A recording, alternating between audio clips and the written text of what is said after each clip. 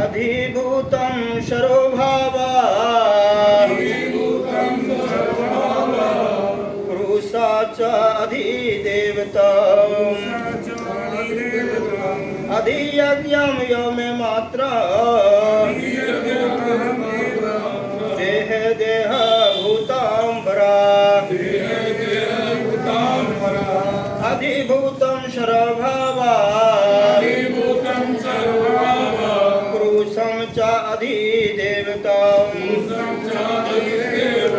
अधियज्ञं यहम् एवं अत्र देह देह भूतंबरा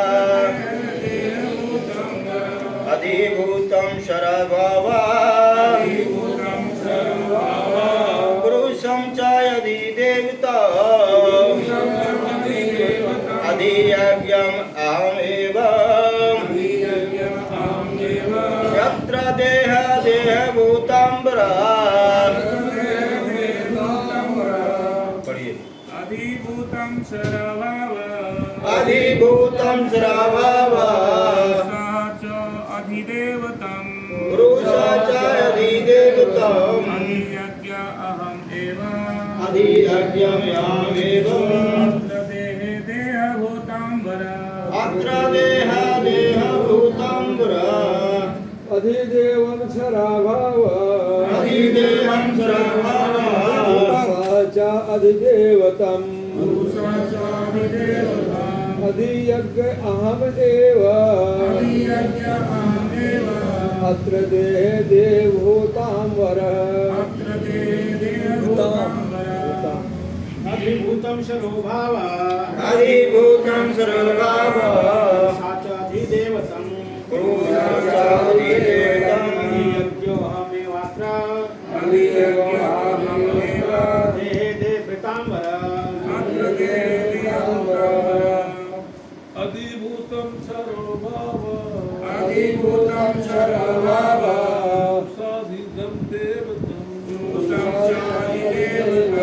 अधियज्ञो अहमत्र अधियज्ञ अहमेव देहो देहभूतांबरः अत्र देहभूतांबरा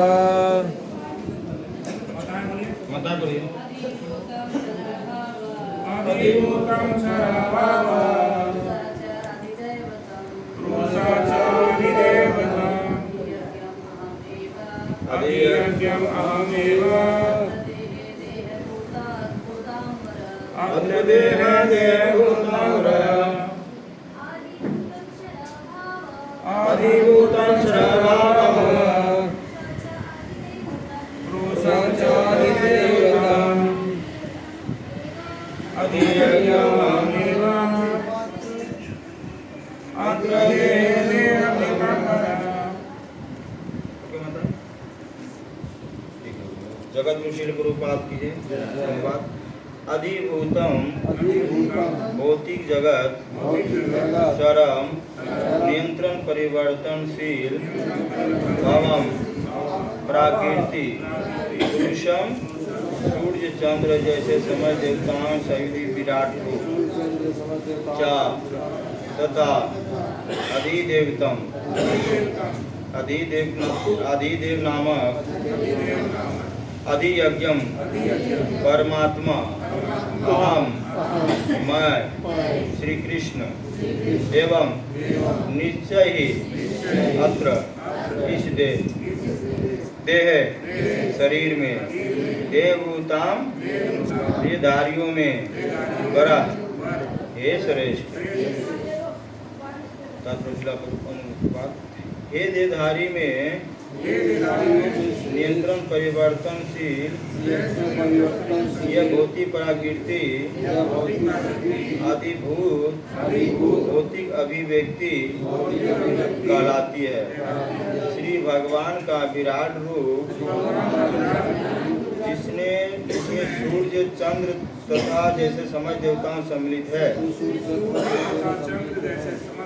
अधिदेवम कहलाता है तथा प्रत्येक देहधारी के हृदय में परमात्मा स्वरूप अस्तित्व में है। मैं परमेश्वर अधियज्ञ यज्ञ का स्वामी कहलाता हूँ। यज्ञ स्वामी कहलाता हूँ। तात्पर्य जगत श्रील प्रभुपाद की। ये भौतिक प्रकृति नियंत्रण परिवर्तनशील होती रहती है। सामान्य भौतिक शरीरों का सो अवस्था निकलना होता है। वे उत्पन्न होते हैं, बढ़ते हैं, कुछ काल तक रहते हैं, कुछ गौण पदार्थ उत्पन्न करते हैं, फिर क्षीण होते हैं, अंत में विलुप्त हो जाते हैं। यह भौतिक प्रकृति अधिभूत कहलाती है। यह किसी निश्चित समय में उत्पन्न की जाती है और किसी निश्चित समय में विनष्ट कर दी जाती है। परमेश्वर के विराट स्वरूप की धारणा जिसमें सारे देवता तथा उनके लोग सम्मिलित है आदि देवतम कहलाती है कि प्रत्येक शरीर में आत्मा सहित परमात्मा का वास होता है, जो भगवान श्री कृष्ण का अंश स्वरूप है। यह परमात्मा अज्ञेयक कहलाता है और हृदय में स्थित होता है। इस श्लोक के प्रसंग में हम शब्द अत्यंत महत्वपूर्ण है, क्योंकि इसके द्वारा श्री भगवान बल देकर कहते हैं कि परमात्मा उनसे भिन्न नहीं है। यह परमात्मा प्रत्येक आत्मा के पास असीम है और आत्मा के कार्यकलाप का साक्षी है और आत्मा के विभिन्न चेतनाओं का उद्गम है। यह परमात्मा प्रत्येक आत्मा को मुक्त भाव से कार्य करने की छूट देता है और उसके कार्य पर निगरानी रखता है कि परमेश्वर इन विधि स्वरूप को सारे कार्य उस कृष्ण भावना भावित भक्तों सबका ही स्पष्ट हो जाते हैं, जो श्री भगवान के दिव्य सेवा में लगा रहता है। आदि देवतम नामक के श्री भगवान के विराट स्वरूप को चिंतन में नवदीक्षित के लिए जो श्री भगवान के परमात्मा स्वरूप तक नहीं पहुंच पाते, अतः उन्हें परामर्श दिया जाता है कि उस विराट पुरुष को चिंतन करे जिसके पांव अधोलोक हैं, जिसमें नेत्र सूर्य तथा चंद्र के, जिसका सिर उच्च लोक है।